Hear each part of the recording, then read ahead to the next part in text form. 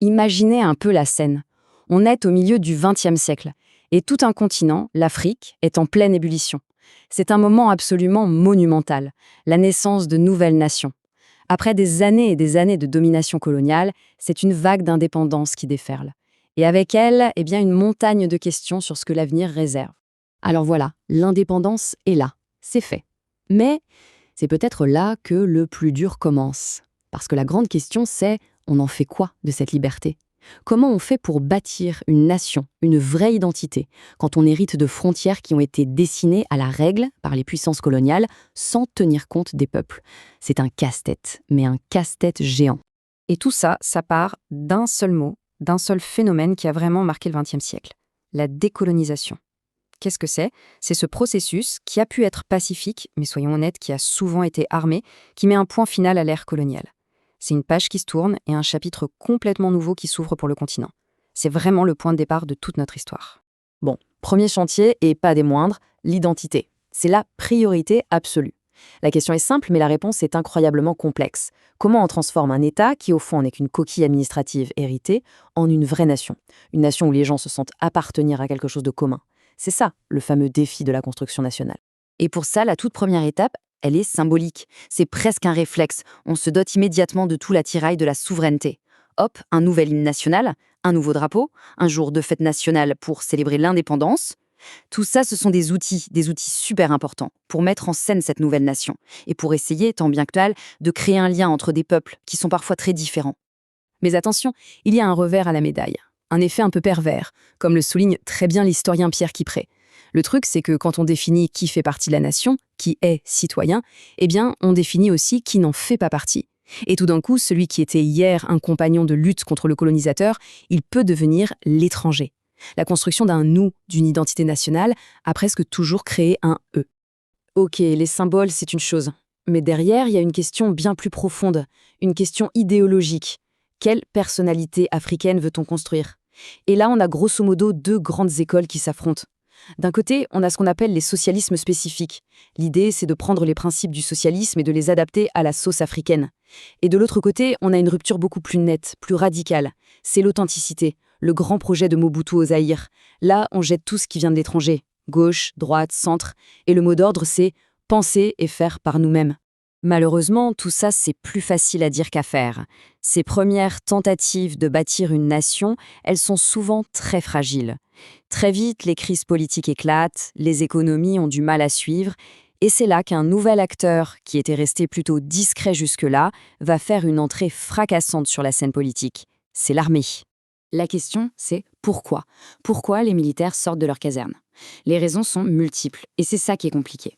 Parfois, c'est pour sauver un État qui est au bord du chaos, comme au Zaïre ou au Nigeria. D'autres fois, soyons clairs, c'est pour protéger leurs propres intérêts, leur statut, leur budget. Et puis, il y a une troisième raison. L'armée elle-même est parfois divisée, souvent sur des bases ethniques, et une faction en profite pour prendre le pouvoir. Et ce phénomène des coups d'État, il devient général. Absolument personne n'est à l'abri. Que l'État soit immense comme le Nigeria ou petit comme le Togo. Qu'il soit aligné sur l'Ouest ou qu'il se dise révolutionnaire, ça ne changerait rien. La menace est partout, tout le temps.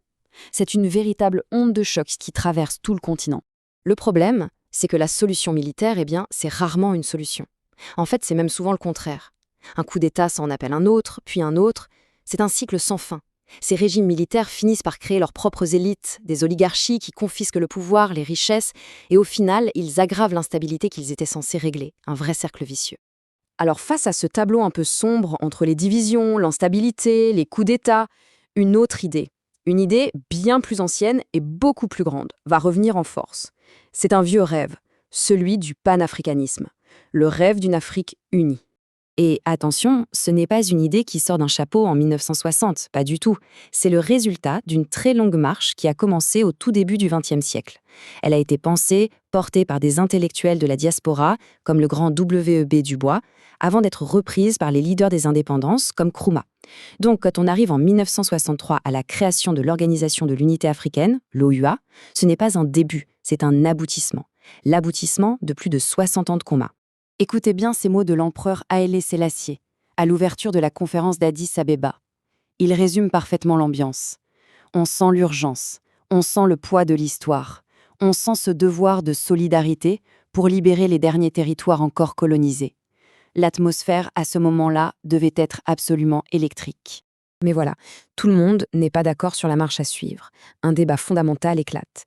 D'un côté, il y a Kwame Nkrumah, le leader du Ghana. Lui, il veut tout de suite. Une union politique totale, un gouvernement pour toute l'Afrique, une armée commune, une monnaie unique. Le grand projet des États-Unis d'Afrique. Et de l'autre côté, on a le camp des modérés. Eux, ils sont beaucoup plus prudents. Ils disent « Attendez, allons-y doucement. Créons une union d'États qui reste souverain, coopérons, mais ne brûlons pas les étapes. » Et le compromis qui va être trouvé est magnifiquement illustré par cette métaphore du président malgache Philibert Tirana. Il parle de construire une maison. Les fondations, c'est les peuples. Les murs, ce sont les États. Et le toit, c'est l'unité africaine. Autrement dit, c'est la vision modérée qui l'emporte. L'unité ne sera pas un Big Bang, mais une construction, brique par brique, où chaque État souverain est un mur indispensable. Alors, cette fameuse maison, est-ce qu'elle a tenu bon? Ce compromis, est-ce qu'il a vraiment fonctionné? Dans les premières années, quel a été l'impact réel de l'UEA? On va faire un petit bilan. Eh bien, le bilan est mitigé, vraiment. Il y a du bon et du moins bon. Côté succès, l'OUA était crucial pour aider les derniers mouvements de libération à obtenir leur indépendance.